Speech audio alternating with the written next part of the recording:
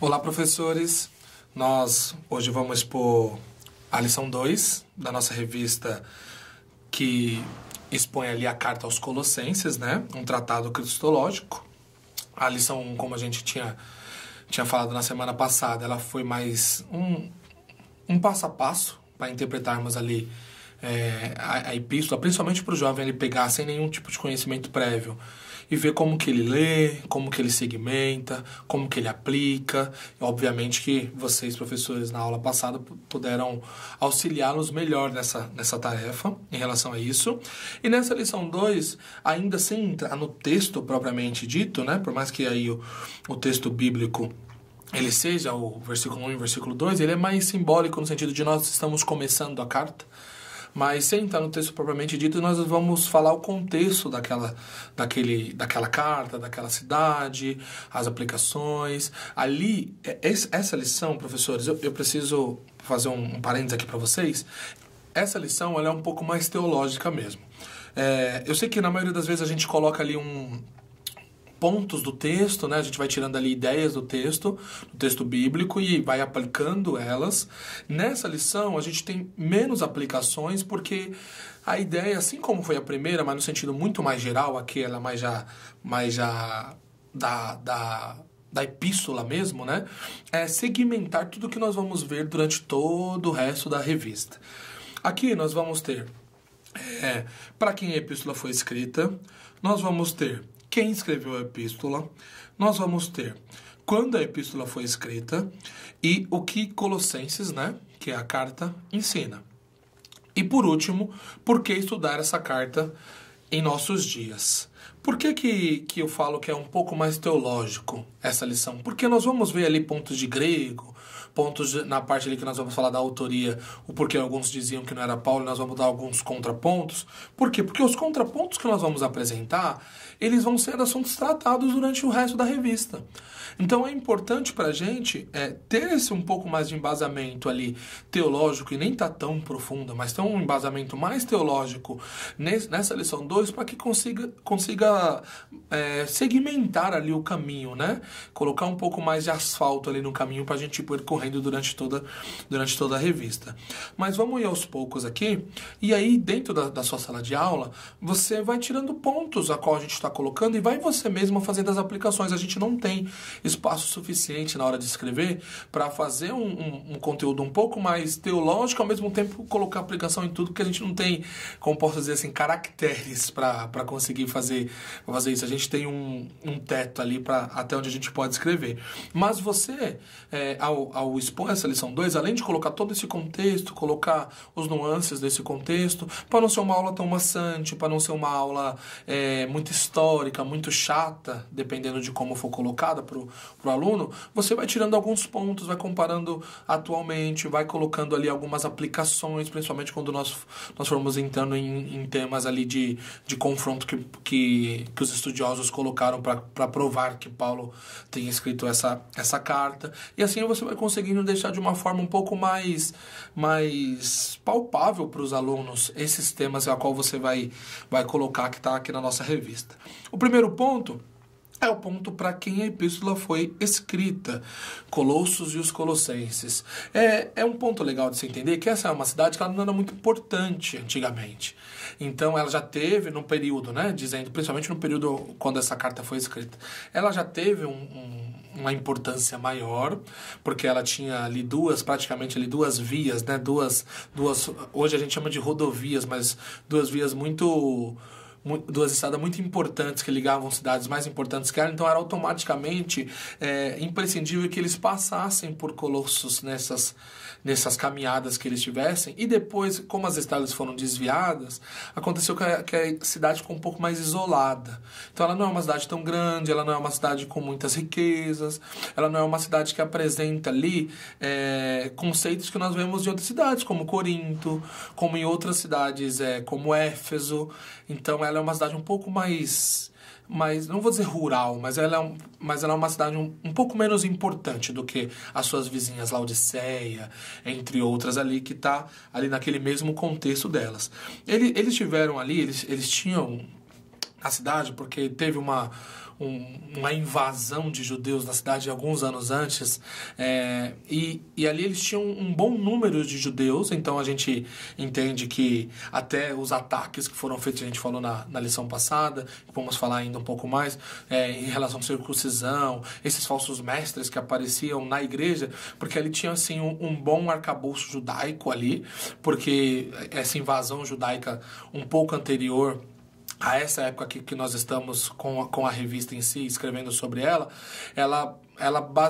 fez uma base muito forte ali dos costumes judaicos naquela cidade, por mais que ainda a carta em si foi escrita com uma linguagem um pouco mais para os gentios. Então, dessa forma, é importante nós termos daquela cidade de que ela não é uma cidade super importante. Ela era uma cidadezinha. Eu sei que o termo é um pouco pejorativo, mas ela é uma cidadezinha. E essa cidadezinha tinha esses problemas, mas que deu uma das cartas pra gente mais maravilhosas que nós temos aí no Novo Testamento. Quem escreveu a epístola? A epístola, ela foi escrita, o ponto central que a gente chega é que ela foi escrita por Paulo. Só que, durante a história da igreja, nós tivemos muitas pessoas que queriam dizer que não foi Paulo, e não só isso, colocavam alguns certos argumentos, principalmente na forma escrita, que a gente não consegue entrar com uma profundidade muito grande aqui na aula, professores, mas vocês podem pesquisar aí nos comentários que a gente deixou na bibliografia, mas que eles colocaram ali durante muito tempo uma ideia de que Paulo não poderia ter escrito determinadas coisas porque não é o padrão dele de outras cartas. E isso foi mostrando durante, nós vamos mostrando durante a exposição da carta, principalmente dos pontos que nós vamos colocar aí nesse segundo tópico, que eles não eram argumentos assim muito aceitáveis.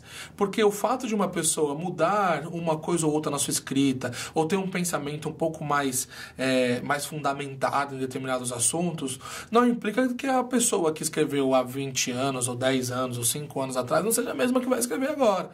Então, esses argumentos foram colocados duvidando muito da autoria do apóstolo, mas que eles não tiveram muita base assim, para segurar essa tese. Então, no final de tudo, nós vamos chegar à conclusão de que foi Paulo que escreveu. Alguns pontos eram levadas, eu coloquei aí para você 4, mas são mais do que 4. Eu coloquei 4 que nós vamos usar ali durante o resto da revista. O primeiro era o grego. Muitas palavras usadas por Paulo em Colossenses não são encontradas em outras cartas que o apóstolo escreveu. Então, não é porque ele não utilizou determinadas palavras em outras cartas que ele não poderia ter utilizado nessa. O assunto, obviamente, não é o mesmo assunto que ele tratou em outras cartas. A maneira como Paulo trata a cristologia aqui, que nós vamos ver um pouco mais para frente, é uma maneira um pouco mais profunda. Então, automaticamente, ele pode usar ali palavras que ele não utilizou anteriormente. Segundo, a autoridade, que nesse ponto é mencionado que Paulo transfere essa autoridade a Epáfras, é semelhante ao catolicismo primitivo. Esse argumento também, ele não tem uma base muito sólida, porque essa transferência de autoridade era muito comum no Novo Testamento, onde um apóstolo, ele chegava, passava um tempo, ele levantava a igreja, deixava um obreiro e ia, e quando recebia alguma informação dessa igreja, ele dizia, olha, mas tem um obreiro de Deus aí, tem um homem de Deus aí que precisa, essa transferência de autoridade, ela era comum no tempo deles. Terceiro, a cristologia, que aqui argumenta-se Paulo expõe suas ideias sobre Cristo de uma forma diferente. Por exemplo, a plenitude de Cristo utilizada nessa carta. Aqui, irmãos, é o ponto central, obviamente, que a gente viu no subtópico da lição, que é um tratado cristológico. É a ideia de que tudo sobre essa epístola é sobre Cristo e sobre a cristologia em si. E aqui se coloca que Paulo, ele está muito mais profundo nos assuntos com Cristo. Toca em pontos que ele não tinha tocado anteriormente.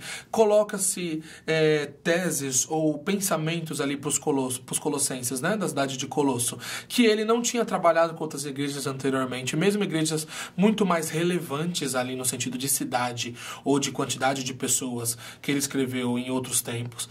E ali se colocou que ele não poderia ter escrito isso porque não foi a base que ele utilizou para escrever para outras igrejas. Mas pense, professores, o fato de que você escrever depois de um tempo algo com muito mais fundamento dá a impressão ao que a você? Porque aos estudiosos, que defendem a autoria de Paulo é simplesmente o fato de ele estar mais maduro. Paulo era um homem como eu e como você. E com o tempo e com os anos, ele foi não só entendendo cada vez melhor a obra de Cristo, vendo ali as experiências que as igrejas passavam, e principalmente ele foi fundamentando melhor tudo aquilo que ele pregava. O Paulo que foi colocado ali para pregar junto com o Barnabé lá no início não é o mesmo Paulo de agora. Então, a gente tem nuances nas cartas, realmente, de momentos em que Paulo se aprofunda mais. Segundo ponto também, que precisa ser colocado, a necessidade da igreja de ter esse confronto cristológico.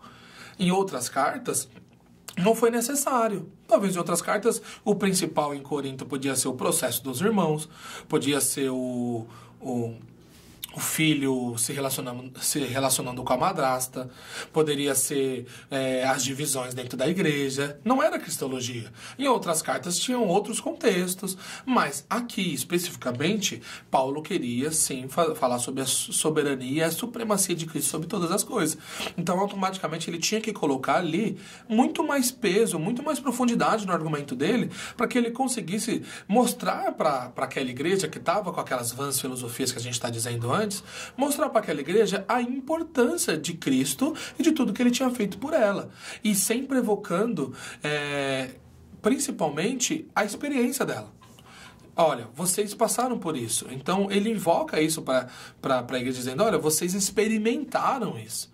Então, não é só teoria o que eu estou dizendo para vocês. Então, toda essa teoria que a gente está passando aqui, ela foi vivida por aquela igreja como é vivida por nós hoje. O quarto ponto é a escatologia.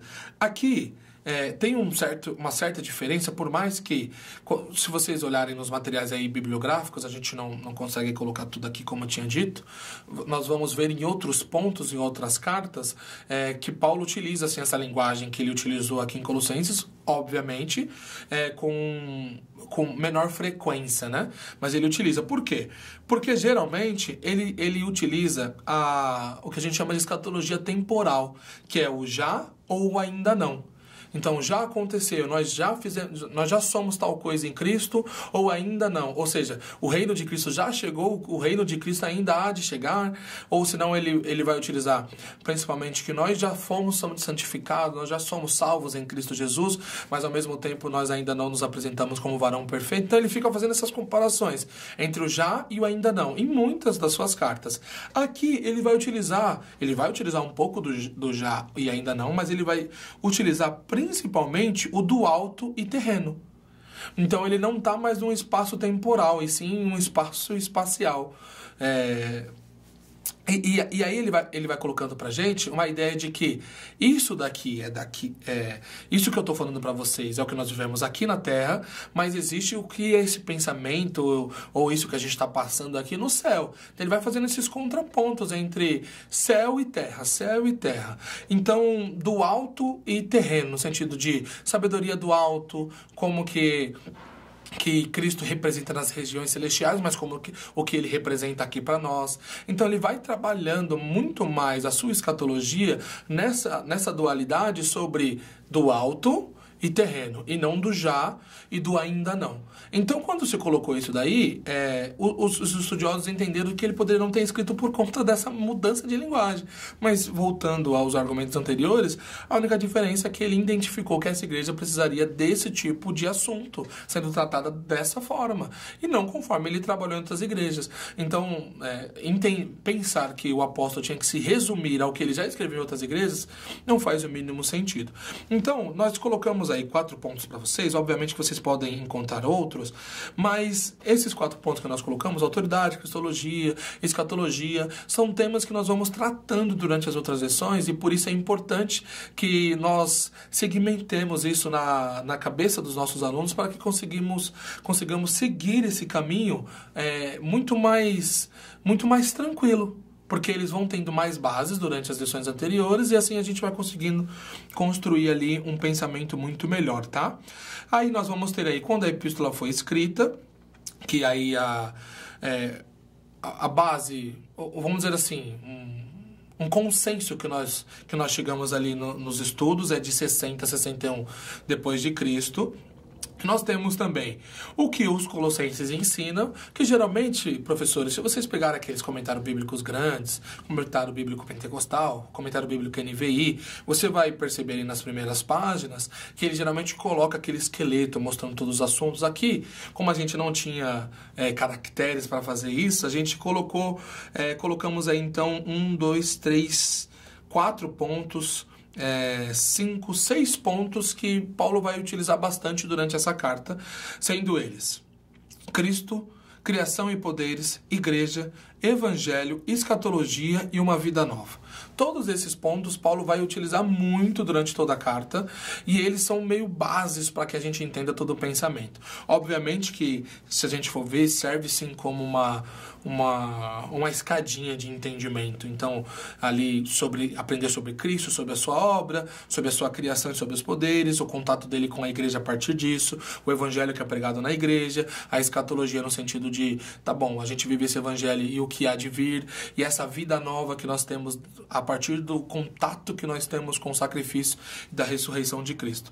Então, esses pontos que vão ser trabalhados na lição, eles são extremamente atuais para nós, e além de serem extremamente atuais, eles nos mostram durante toda a epístola o quanto tudo isso vai se resumir em como eles vão viver no final. Essa vida nova em Cristo tem que ter como base dela a supremacia de Cristo. E aí ele vai explicar teoricamente o que é a supremacia de Cristo durante o capítulo 1 e até um pouco mais dos outros capítulos. E ali entre o 3 e o 4 ele vai expor como que a gente vive isso, como que a gente aplica isso em nossas vidas. Por último, por que a gente deveria estudar essa carta nos nossos dias? Nós falamos na lição anterior sobre essas vãs filosofias, né? Que eram colocadas por falsos mestres e faziam do coração um campo de batalha. Mas nós vamos colocar um outro ponto, que é essa supremacia de Cristo. Hoje, professores, em vários aspectos, em vários lugares, em várias mídias, se tem um trabalho para se colocar Cristo como em uma posição que ele não tem, muito inferior à qual ele está. Então, as pessoas tentam colocar Cristo mais como esses dias atrás eu estava conversando com uma pessoa que ela estava colocando Cristo como o maior coach da história.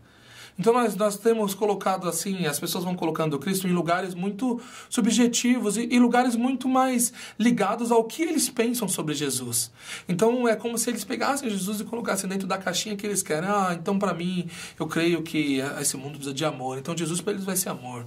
Eu acho que esse mundo está muito ruim, precisa de justiça, então Jesus vai ser justiça. E vamos se resumindo Cristo em relação a... Não, eu creio que Cristo seja só para a igreja, então as pessoas de fora, elas têm que ou chegam logo a Cristo, elas vão tudo morrer e ir para o inferno e vão viver uma vida miseravelmente. E ao mesmo tempo os crentes têm crise de ver o ímpio dando uma de Asaf, né? Ver o ímpio prosperando e ele não. Então nós vamos percebendo que durante muito tempo, e hoje principalmente com esse acesso que nós temos às mídias sociais, as pessoas tentando desconstruir ou minimizar ou mesmo colocar Cristo dentro de caixas muito pequenas que só resolvem as necessidades que ele tem em sua vida. E aí, aqui nós vamos perceber que Cristo ele é supremo sobre todas as coisas, tanto no céu, quanto na terra, quanto na vida da criação, como na nova vida, né, que nós temos a partir da sua morte e da sua ressurreição. Então nós precisamos muito entender que essa supremacia, ela tira as dualidades da nossa vida sobre sagrado e profano e mostra que Cristo ele vai ser supremo, ele vai ser poderoso em todos os âmbitos, em todas as esferas, em todos os lugares onde nós estivermos. E esse é mais um ponto a se considerar. Obviamente que durante toda a revista nós vamos colocar outros pontos a se considerar, trazer a nossa realidade sobre essa epístola como um todo, mas principalmente as vãs filosofias, e como nós somos atacados hoje nas bases da nossa fé, mesmo com argumentos muito falaciosos, e ao mesmo tempo o quanto nós estamos diminuindo a pessoa de Cristo, e entender que ele é muito maior e precisa ser colocado no pedestal a qual ele tem que estar mesmo, porque Deus o colocou assim e nós devemos o colocar também. Essa foi ao último ponto, e para concluir, para nós entendermos esse sentido dessa segunda lição, eu não consigo entrar com vocês muito a fundo em muitos tópicos, porque a gente traria palavras muito do grego, muitas palavras para embasar ali, principalmente aquela parte da autoria.